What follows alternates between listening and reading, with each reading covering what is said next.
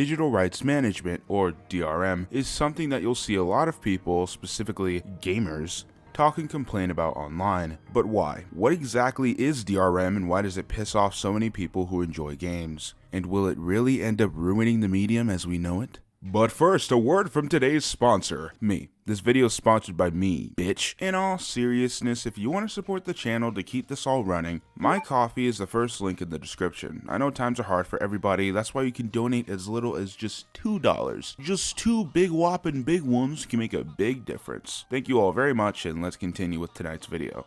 The technical definition for DRM is a systemic approach to copyright protection for digital media, with the purpose to prevent unauthorized redistribution of digital media and restrict ways consumers can copy content they've purchased. Essentially, it almost works as a lock on a piece of media, and in this case, that's video games. But the only way to unlock this media is to use it in a certain way the publisher and distributor wants you to, i.e. only being able to play Ubisoft titles through their specific game store and launcher, Uplay. Sometimes it's as hands-off as Steam, which is arguably the most popular and user-friendly DRM, due to it doing almost nothing except authenticating through the Steam client that you do in fact own the game. But most of the time it's more of a nuisance that can inconvenience paying customers, or even worse, ruin a game entirely. So let's just go over some of the more infamous examples so you can get the picture. Originally, DRM wasn't this program that came included along with the game's files. It started off as small tangible things, particularly the game referencing something on the game case or included with it, such as Monkey Island's Dial-A-Pirate. However, with the introduction of CD-ROMs, everything, including copyright protection,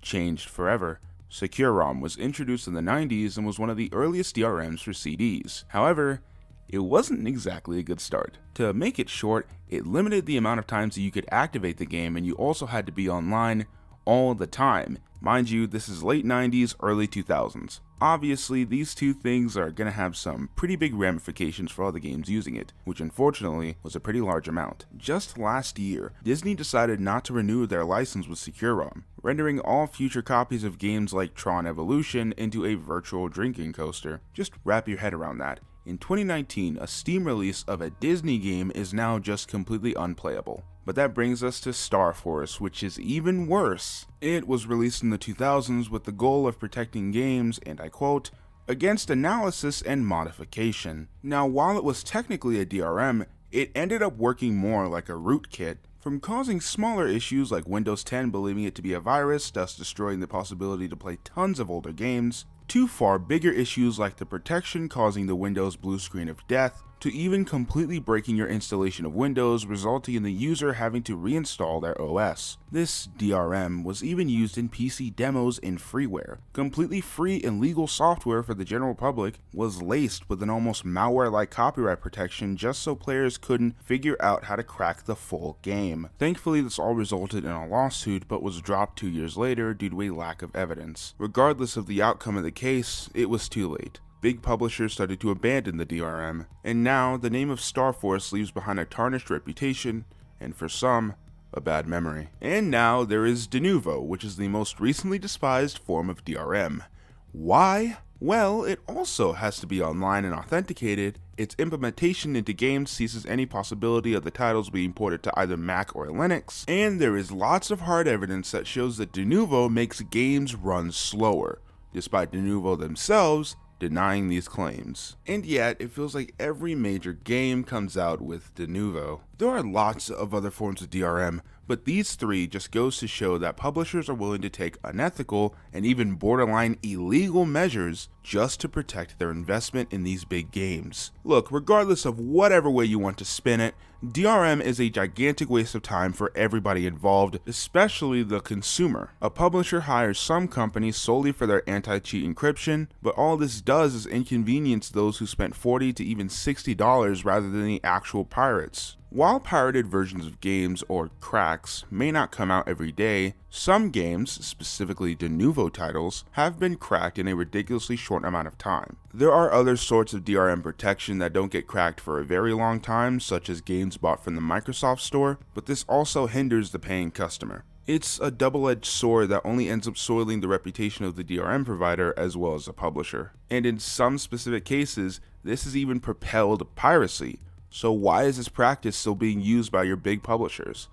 Well, of course it's money. It's always money. A video game's first week on sale is comparable to a big studio movie's opening weekend. Sure, all the money that's made afterwards is great, overall box office gross, digital sales, home video sales, etc. It's all good shit. But that initial launch of a title is essential, which is why, regardless of these different DRMs being cracked, whether it be a year after launch or a month, all that really matters is how it did when it launched. Yeah, pirates will eventually get it for free, but it'll be after so long that most people that were interested would have already bought it, played it, and moved on. This is why after lots of backlash, certain publishers will decide to eventually remove additional DRM, such as de novo, from their games. And the most recent case of this that I can think of is Bethesda with Doom Eternal, but not every company is so giving. So, while this may seem like an effective strategy, this all only works in the short term. As of right now, these practices leave all of us legal, willing to pay customers in a bit of a rut. Games don't just get lost to time due to licenses or company bankruptcy, it's also these DRM services that can lock these games. And we've mentioned situations where this has already happened before. This isn't some hypothetical boogeyman, this is already destroying games. And yeah, sure, companies that are typically infamous for their extensive use of DRM like EA, Ubisoft, and Bethesda have ended up releasing some of their older titles DRM free on sites like GOG. But this is a base-by-base cases. Not every publisher is willing enough to ever release their games, be it new or old, completely DRM-free. However, regardless of everything that I've been telling you, the fucking 7 minutes of rambling I've been doing, there's a lot of people who believe that this is all irrational. That my title is clickbait, I'm over-exaggerating, Valve will save PC gaming, I'm just an idiot, yada yada yada. There was an article from Engadget that kind of sums up my frustration against people that are ignorant towards the effects of this practice. I highly suggest that you read all of the articles that I put down in the description, and I should clarify that I'm not here to just rag on this specific journalist. I have no issue with her. There's a lot of articles like this that claim that DRM is necessary and shit like that. But what bothers me especially about this Engadget article is that the author says, as it stands, if Steam shut down today, everyone's libraries would become instantly unplayable. Generally, users are okay with this threat. Valve is too big to fail. Listen, nothing is too big to fail. Anything can get fucked over at any second. The entirety of 2020 has showed that to us clear as day. I think that people with this mindset really don't understand how much power publishers and even Steam itself have over what you think is your game library. It's not just the DRM, it's the games themselves. Have y'all actually ever read through the EULA that you sign before buying literally anything? Like, I get that it's a meme that none of us read it and it can say some wacky shit that we technically agree to, but the EULA of these digital games are actually fucking terrifying. I encourage you to at least skim through one the next time you install a game, because essentially, the agreement we all signed when buying, I don't know, fucking Mirror's Edge, states that this is a license we do not own. It is being loaned to us, and this license can be revoked whenever, wherever. I feel like I should make my feelings on this very clear and concise. I do not give a shit where you land on the argument against digital versus physical media. There's tons of points that both sides make that I completely understand. But this right here is exactly why physical players buy the way they do.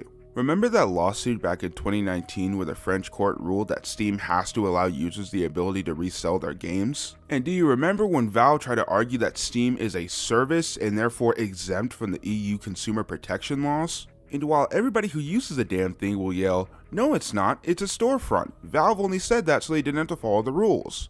Well, the EULA I mentioned basically says clear as day that this is a license that can be lost or revoked, and there's nothing that you and me can do about it. I feel like I need to say this again for the people in the back. Publishers are willing to take unethical and even borderline illegal measures just to protect their investment in these big games. And while this isn't illegal and they definitely did their part in informing us, we've all kind of been tricked into thinking that we own these things, and that physical games are just for hardcore collectors with a ton of shelf space. The facts are that Steam and all these publishers have no need or right, and have never ever said, unless specified otherwise, that they will eventually remove DRM from their games. It's never been said. These are all licenses. My games, besides the older ones I have physically or the ones that I bought from GOG, are not mine, and that is why the article by Engadget bothers me. That's why game publishers specifically backing this stuff up as if pirates are causing their company to go under is upsetting. We know that this is all for the extra million or so dollars these companies can probably make in exchange for a possibility that these games may not be available in the future. It's true that Amazon's video service does the same thing, claiming what you buy is yours, but it's actually a license that can also be revoked. And just last year, they got sued for that shit, and good on that. Not specifically for the lawsuit, but for going in the right step to make these laws fair for the consumer as opposed to what digital gaming is going through right now. I've personally, within the last month, have begun buying everything from GOG, which is completely DRM free with very fair pricing for their titles. They go through the extensive process of optimizing these titles for modern operating systems, plus games go on sale all the time. I highly suggest watching the NoClip documentary, by the way. If game preservation is something that you want to support, then I highly suggest using GOG. Not sponsored. But if you still love Steam, which, let's be honest, we all do, we all need a little Half-Life in our lives. If you still love using Steam, then I implore you to make your voice heard to publishers in a civil way. Make it clear to these publishers that DRM does hurt us. Also, vote with your wallet.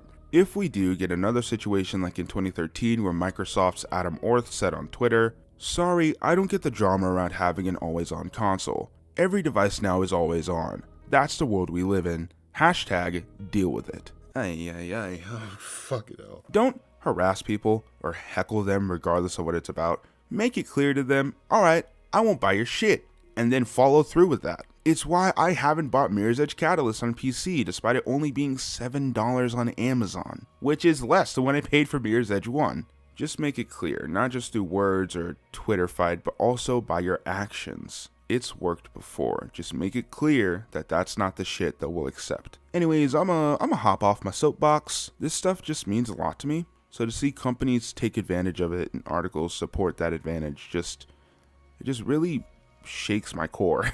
Especially since video games are so young as a medium, it just doesn't deserve this kind of scummy practice. If you didn't see it on my Instagram at pizza.18, next week's video will be the last weekly video that I make. Look, long story short, it was great practice, it kept me focused and motivated. However, I gained the worst case of carpal tunnel because of it. Plus, I like being able to take my time with this stuff. I'll still be here for sure, I'll just be on my own schedule once again. Alright, coffee's in the description, like, subscribe, all that jazz. I'll catch you guys next week. Later kids, have a good night.